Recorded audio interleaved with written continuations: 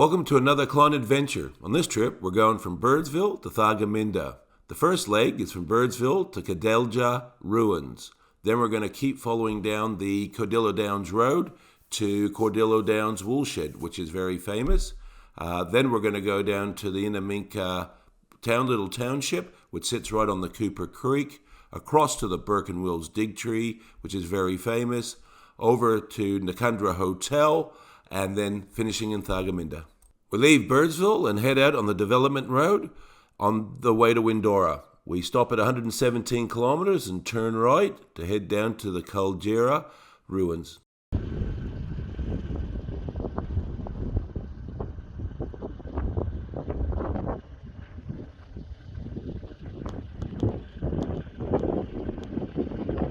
As you can see, she's quite a dry and barren land.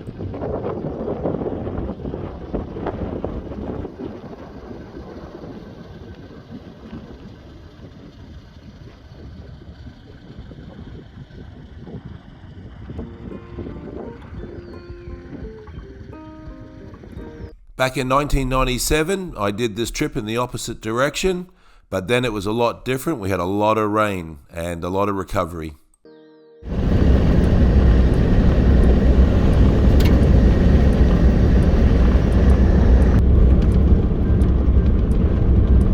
This is the border crossing from Queensland into South Australia.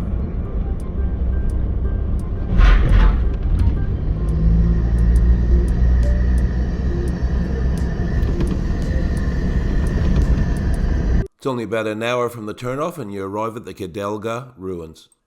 Here in the Sturtstony Desert, Cordillo Downs was first taken up by Robert Frew from Cunnamulla in 1877.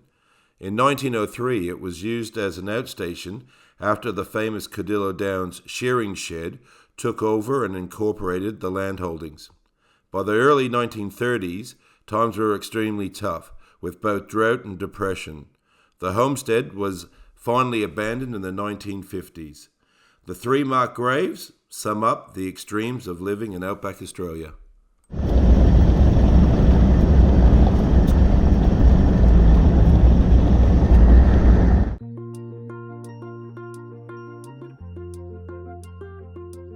You can see why it's called the Sturtstony Desert.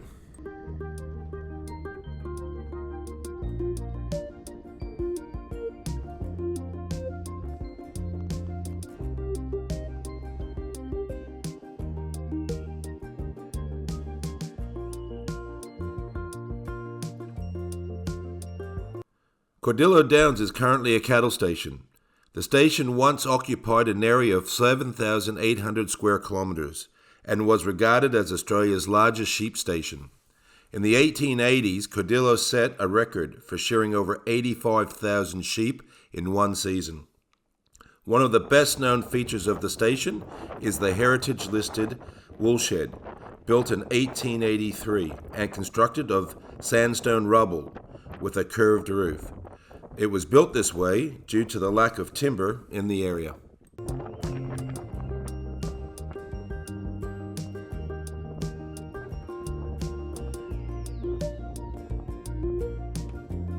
I took this photo back in 1997. That sign no longer exists.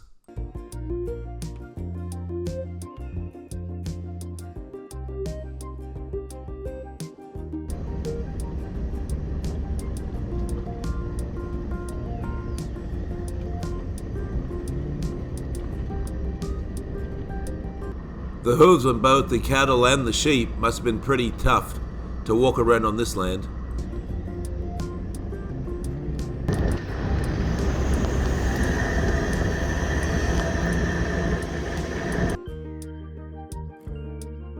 When you get to this T intersection, you can turn right. Well, you need to turn right to go to Innaminka, or you can turn left to go to Windora.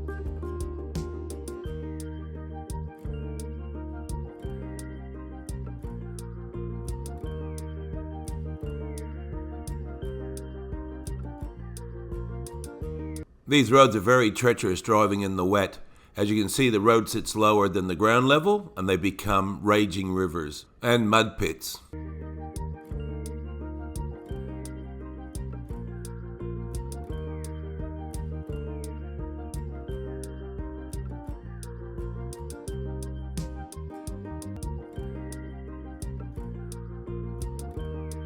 It's always a good idea when you see a road train approaching to pull off the road and get out of their way. They can flick stones up and they won't slow down and stop for you.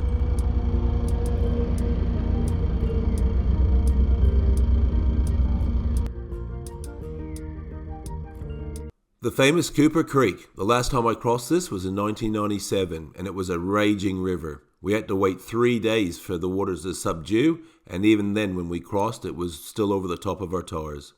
This building was the Inland Mission Hospital between 1928 and 1951.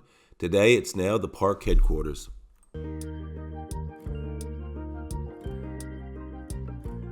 Back in 97, it was so wet and muddy here, they allowed us to stay in these undercover verandas.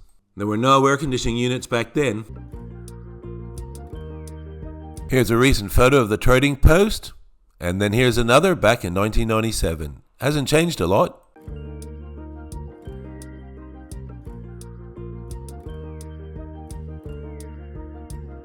Yeah, they didn't have these fancy toilets and showers either.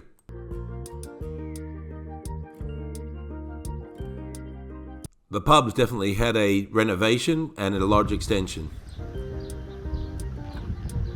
There's the boat they used for the river cruises when the Cooper Creek's got water in it.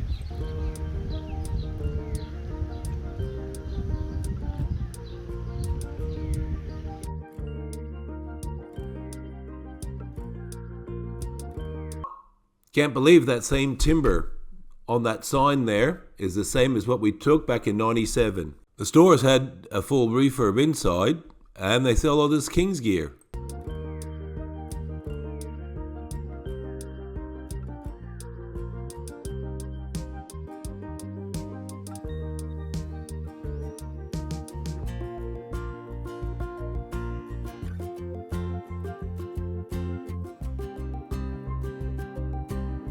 Camping's $21 a night, which is a bit steep. You can also put a boat on the Cooper Creek when there's water in there, but it can't exceed 10 horsepowers. You're allowed dogs as long as they're kept on a lead. Here's the last look at the township before we leave.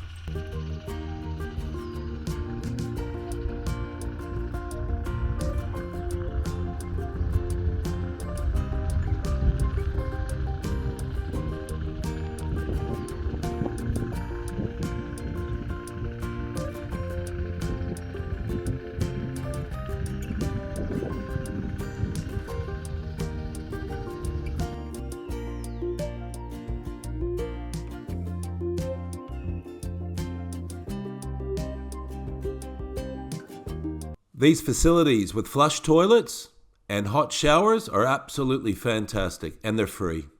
Yes, these are wild brumbies. And no, I do not have my seatbelt on.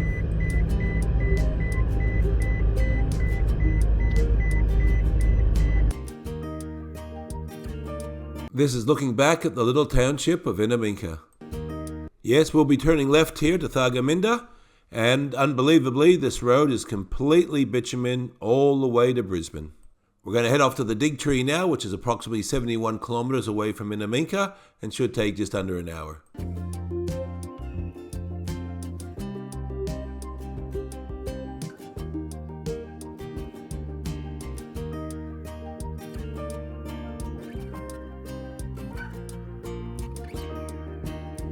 Here's the Cooper Creek with a bit more water in it. Back on the dirt road for 14 kilometres to get to the Burke and Wills Dig Tree.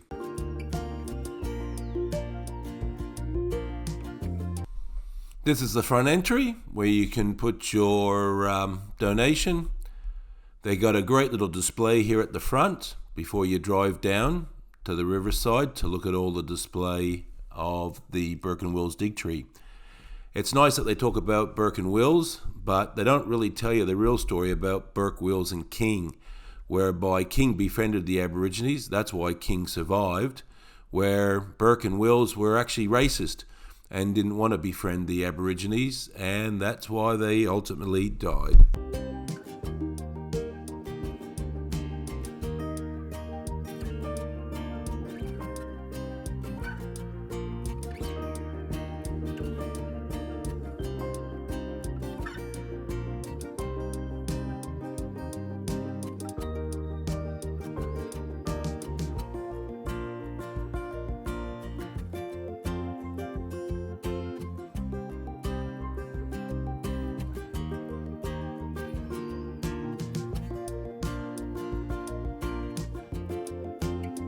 back on the road heading east.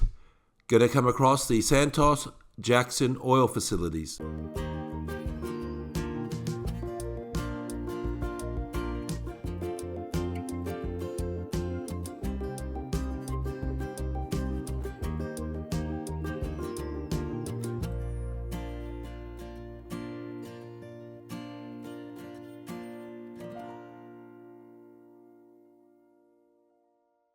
We turn right here, and we're going to head up and look at the Noccundra Hotel. The hotel was built in 1882 with sandstone mined at Mount Pool, near Innamincka, New South Wales, and was brought to Noccundra by camel train. Some of the interesting characteristics of the building include the gidgee timber that was used in the veranda, which was too hard to put nails into, so the roof is actually wired on.